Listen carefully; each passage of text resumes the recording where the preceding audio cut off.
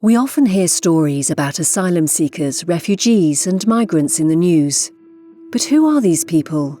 And why do they travel thousands of miles taking just a few meagre belongings with them?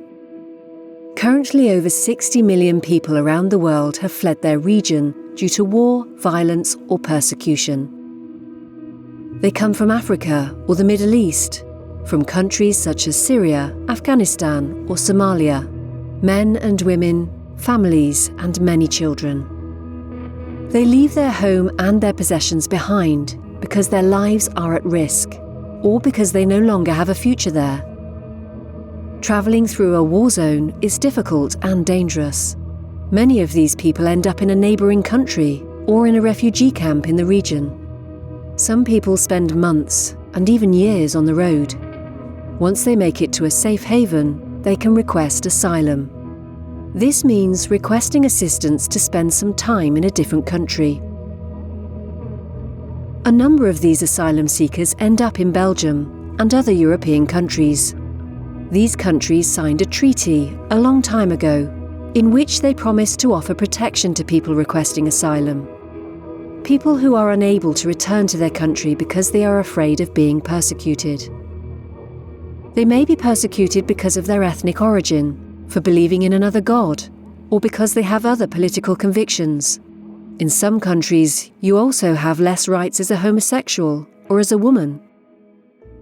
To be recognised as a refugee, you must go through the different steps of the asylum procedure.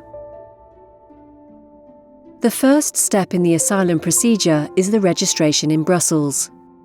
The asylum seeker's fingerprints are taken and a doctor examines him or her. Then Fedasil welcomes asylum seekers and informs them about their rights and duties. They must obey the Belgian law and are entitled to assistance and shelter. Often, vacant buildings are converted into reception centres. This could be a barracks, an old hospital, or a boarding school, of which the rooms, showers and toilets are renovated.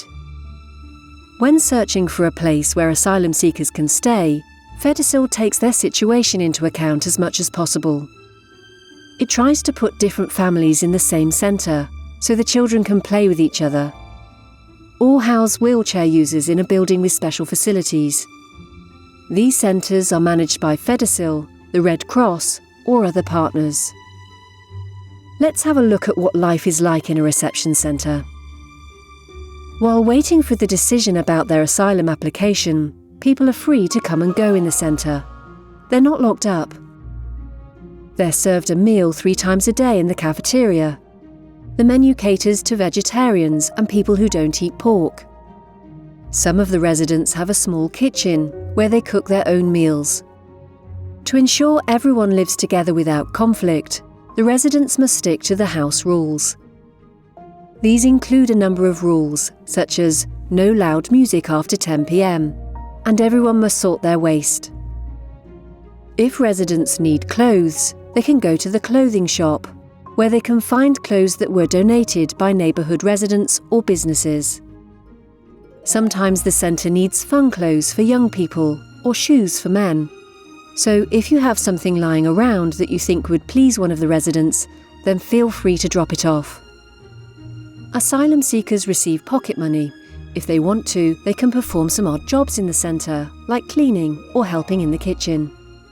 They can earn some money doing this.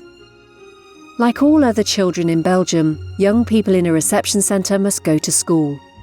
Sometimes they start by attending a special class, where they're taught some Dutch or French before they can go to a normal school. In the evening, the centre's staff or volunteers help the children do their homework.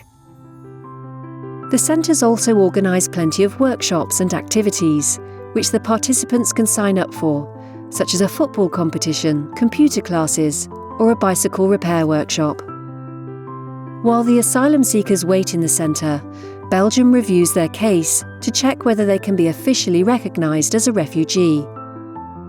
They are invited for an interview, during which they discuss their situation in their home country and explain why they fled. After a few months, most asylum seekers receive a letter informing them of the decision regarding their asylum application.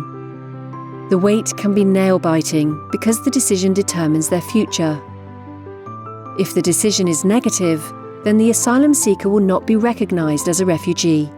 He or she will be asked to leave Belgium soon after. If the asylum seeker chooses to return home, then Belgium will help him or her buy an airline ticket, or sometimes even rebuild their home or start up a small business in their home country. A positive decision means that an asylum seeker is recognised as a refugee and may stay in Belgium. He or she can stay on in the reception centre while searching for a job and a place to stay. So let's recap. An asylum seeker is someone who requests protection.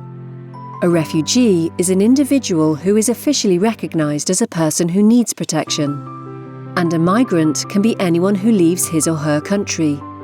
Technically speaking, a Belgian who moves to New York to work there is also a migrant.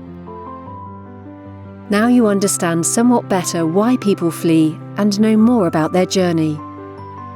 Do you want to learn more about asylum in Belgium? Have a look at our website or our Facebook page.